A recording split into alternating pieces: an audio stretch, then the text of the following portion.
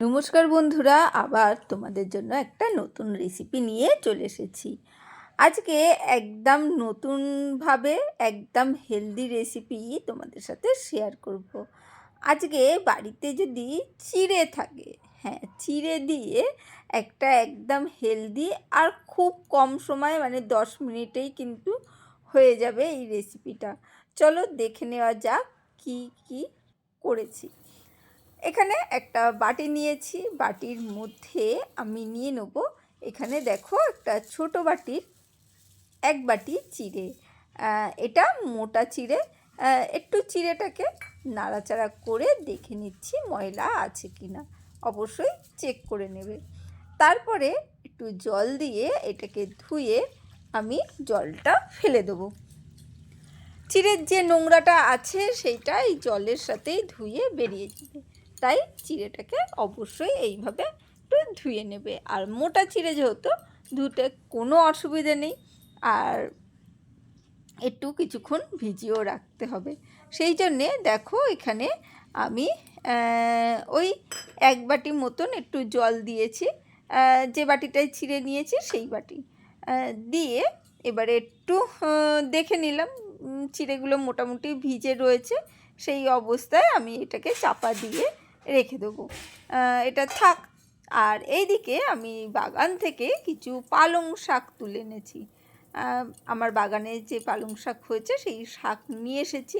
সেইগুলোকে অল্প একটু ডাঁটিগুলো, মানে গোড়াগুলো, শেকড় যেটা, সেই দিকটা হাত দিয়ে কেটেই কিন্তু আমি নিয়ে নিচ্ছি। শাকগুলো যখন তুলে এনেছি তখন কিন্তু একেবারে কল থেকে ভালো করে বালতিতে ফেলে শাকগুলোকে ধুয়ে এনেছিলাম, কারণ প্রচুর মাটি ছিল তো যখন তুলেছি, তাই ধুয়েই কিন্তু এনেছিলাম। তাই ঝটপট করে এইভাবে গোড়াগুলো হাত দিয়েই কেটে আমি নিয়ে নিচ্ছি কিছুটা। আর পালং শাক যেহেতু চিড়ের সাথে পচছে, একদম কিন্তু প্রচুর পরিমাণে হেলদি হয়ে যাচ্ছে। এখানে একটু গরম জল বসিয়ে দিয়েছি। বাচ্চাদের অবশ্যই দেওয়ার চেষ্টা করবে, বয়স্ক মানুষদেরও দেবে, নিজেরা তো অবশ্যই খাবে। পালং শাকে কতটা আয়রন আছে সেটা আমরা সবাই জানি। শাকটাকে বসিয়ে দিয়েছি, একটু ফুটতে দেবো। একটু ফুটে উঠলেই কিন্তু আমরা নামিয়ে দেবো, সেই জন্যে একটু অপেক্ষা করতে হবে। চলো জলটা ফুটুক, আর সেই পর্যন্ত কিন্তু চিড়েগুলো ভেজানো রয়েছে। আর এই পর্যন্ত যারা রয়েছো, যারা লাইক দিতে ভুলে গেছো, তারা অবশ্যই লাইক দিয়ে দিও। এখানে ফুটে উঠেছে, আমরা ইন্ডাকশানটা বন্ধ করে দিয়েছি। দিয়ে জল থেকে তুলে কিন্তু একটা পাত্রের মধ্যে তুলে রেখে দিচ্ছি। পাত্রের মধ্যে তুলে রেখে এবারে এর মধ্যে দিয়ে দেবো একটু ঠান্ডা জল, যে জলটা আমি ফ্রিজে রেখে দিয়েছিলাম সেই জলটা কিন্তু আমি এখানে দিয়ে দেবো। দিয়ে একটু রেখে দেবো। দেখো ঠান্ডা জল দেওয়ার সাথে সাথে একদম কিন্তু বরফ ঠান্ডা জল কিন্তু আমি এখান থেকে দিয়েছি। চলো দেওয়ার পর এবারে আস্তে করে এই শাকগুলোকে এইভাবে জল থেকে একটু ঝরিয়ে আমরা নিয়ে নেব মিক্সির জারে। মিক্সির জারের মধ্যে দিয়ে এবারে এটাকে কিন্তু পেস্ট করব, কিন্তু তার মধ্যে আরও কটা জিনিস দেবো। একটু স্বাদের জন্যে পালং শাকের সাথে দেবো আমি অল্প কিছুটা ধনেপাতা। সেটাও বাগানে হয়েছিল, সেই ধনেপাতাটা কুচিয়ে রেখেছি খুব সামান্য পরিমাণ, যাতে পালং শাকের গন্ধটা না থাকে, তাই একটু ধনেপাতা ইউজ করেছি। আর দিয়ে দিচ্ছি 2টো কাঁচা লঙ্কা। ব্যাস, চলো পেস্ট হয়ে গেছে। মিক্সি যখন রয়েছে ঝটপট কিন্তু পেস্ট হয়ে যায়। এবারে এই পেস্টটা আমরা চিড়ের মধ্যে দিয়ে দিলাম, দিয়ে এর মধ্যে সুন্দর করে কিন্তু মেখে নিতে হবে ভালো করে। মিক্সির মধ্যে দিয়ে এবারে কয়েকটা জিনিস এর মধ্যে দিয়ে দেবো। পালং শাক তো পড়েই গেছে, আর ধনেপাতা কাঁচা লঙ্কা দেওয়ার জন্যে একটা কিন্তু দারুণ গন্ধ বেরাবে। তোমরা অবশ্যই ট্রাই করবে, ট্রাই করে দেখবে। পালং শাক মোটামুটি সারা বছরই পাওয়া যায়, এখন কোনো অসুবিধে নেই। সেই জন্যে যে কোনো সময়, শীতের সময় হোক গরমের সময় হোক, তোমরা কিন্তু এটা ট্রাই করতে পারবে, শুধু বাড়িতে যদি চিড়েটা থাকে। ব্যাস, এবারে একটু মেখে নিচ্ছি, কিন্তু আরও কিছু কিন্তু জিনিসের মধ্যে পড়বে।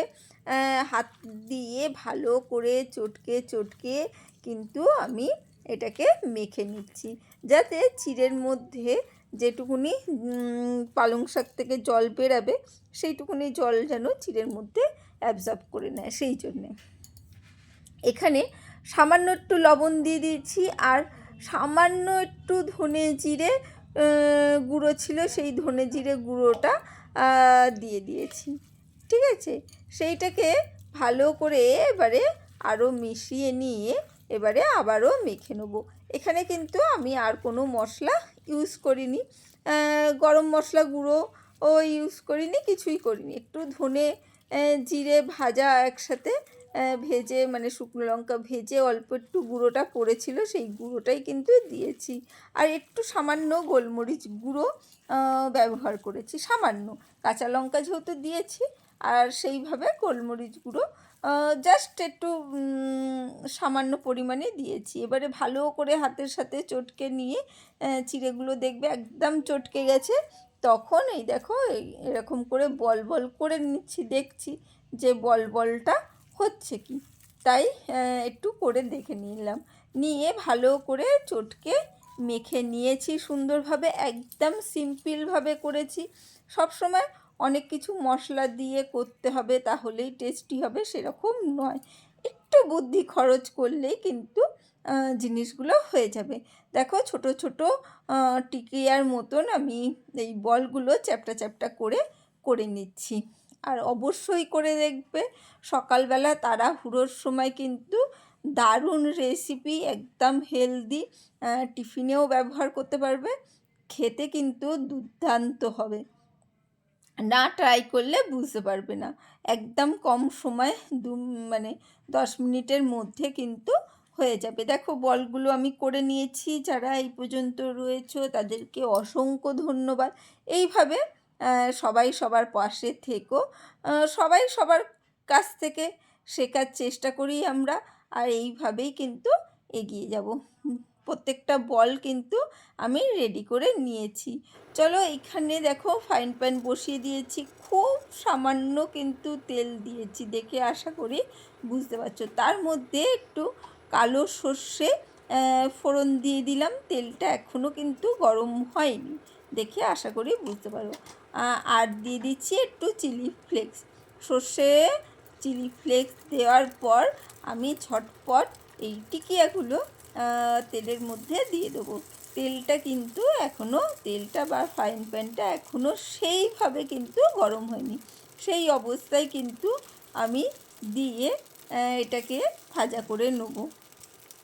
মিডিয়াম ফ্লেম রেখে কিন্তু জিনিসগুলো একটু ভাজবো, তাহলে কি হবে, জিনিসটা খুব সুন্দর ভাজা হবে। দেখো এখনও গরম হয়নি বলেই কিন্তু আমি হাত দিয়ে একটু একটু করে উল্টে দিতে পারছি, তাহলে কি হচ্ছে, সেই মশলাগুলো দুদিকেই লেগে যাচ্ছে। আর খেতে তো দুর্দান্ত হয়েছিল। দেখো এবারে আস্তে আস্তে গরম হয়ে যাচ্ছে, সেই জন্যে আমি কাঁটা চামচটা নিয়ে চলে এলাম আর ঝটপট করে উল্টে দিচ্ছি। একদম কম তেলে কম সময় একটা টেস্টি রেসিপি কিন্তু তোমরা করে নিতে পারবে। আর করে দেখো, এর সাথে কিন্তু আমি আর কিছুই দিইনি, কোনো আলু, আটা, ময়দা বা চালের গুঁড়ো, সুজি কিছুই দিইনি। তাছাড়াই কিন্তু আমি চিড়ে দিয়ে একটা দারুণ হেলদি টেস্টি রেসিপি কিন্তু রেডি করে ফেলেছি। কেমন লাগলো সেটা অবশ্যই কমেন্ট করো, কমেন্টের আশায় থাকবো, কারণ একটা ভালো কমেন্ট পেলে সবারই ভালো লাগে, তাই না? দেখো আমি এপিট ওপিট করে একটু কিন্তু সময় ধরে একটু জিনিসগুলোকে ভেজে নিতে হবে, একটু মিডিয়াম ফ্লেম রেখে ভাজবে, তাহলে জিনিসগুলো কি হবে, ওপর থেকে এবং ভেতর থেকে বেশ সুন্দরভাবে মুচমুচে হবে। আর একটু গরম গরম সার্ভ করার চেষ্টা করবে, গরম গরম জিনিসটা কিন্তু খেতে অসাধারণ হবে। আর যারা লাইক দিতে এখনও ভুলে গেছো তাদের আবারও মনে করে দিলাম, লাইকটা এরকম দিয়ে দিও। আর এই ধরনের রেসিপি দেখার জন্যে নতুন যদি কেউ থাকো তাহলে তারা সাবস্ক্রাইব করে নেবে, বা চ্যানেলটার ভেতরে গিয়ে দেখে নিতে পারো কত সুন্দর সুন্দর রেসিপি কিন্তু আমার চ্যানেলে আছে। আর রোজই মোটামুটি আমি নতুন রেসিপি দেওয়ার চেষ্টা করি, পুরনো অনেক রেসিপি কিন্তু তোমাদের সাথে শেয়ার করি। সেই জন্যে অবশ্যই যারা নতুন তারা সাবস্ক্রাইব করে রেখো। পুরনো বন্ধুদের তো অসংখ্য ধন্যবাদ এইভাবে পাশে থাকার জন্যে। সবাই সবার পাশে থাকলেই এই পথটা কিন্তু আমরা সুন্দরভাবে এগিয়ে যেতে পারবো।